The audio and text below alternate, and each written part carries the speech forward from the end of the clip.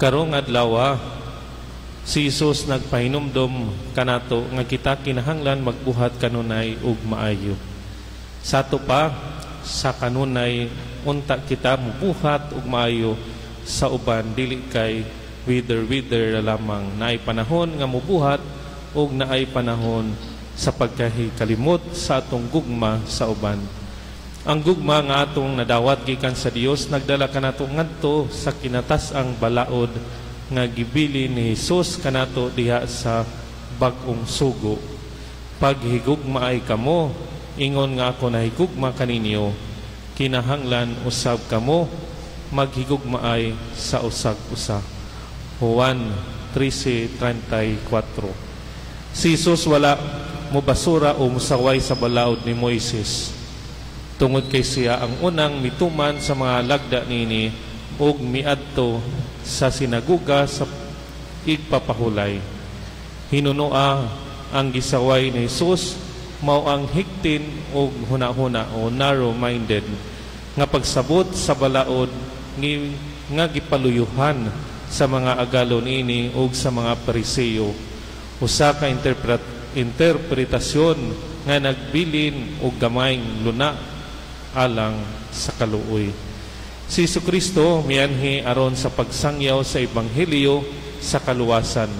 Apan ang iyang mga kaaway layo sa pagkakumbinser, nangita sa tanang matang sa mga pasangil batok kaniya.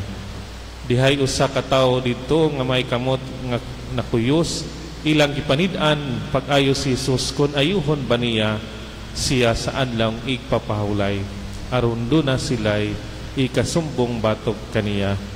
Sa samang higayon samtang nasaksihan nato ang gahom sa grasya, nasaksihan usab nato ang katig-a sa kasing-kasing niadtong mga hambugiro katong mga Pariseo.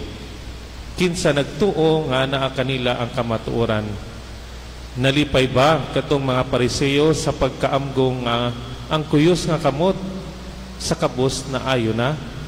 Sa pagkatinuod wala.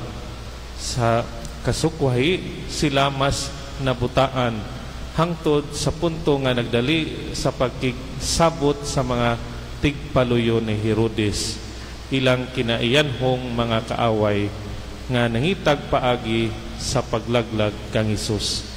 Tungod sa gibuhat ni Hesus, giwagtang usab niya ang mga sayop nga pagsabot diin ang mga magtutudlo sa balaod ug ang mga Pariseo nagpugong sa adlawng igpapahulay ug masabtan ang tinuod nga kahulugan niini. Kini nga adlaw mao ang adlaw sa panag-uban tali sa Dios ug sa tawo, ang adlaw sa kagawasan gikan sa pagkaulipon, ang adlaw sa kaluwasan gikan sa daotang mga Persa.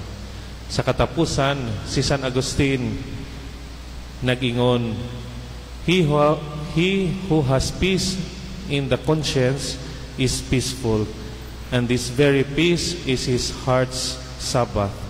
With Jesus Christ, the Sabbath already foreshadows the gift of Sunday. Amen.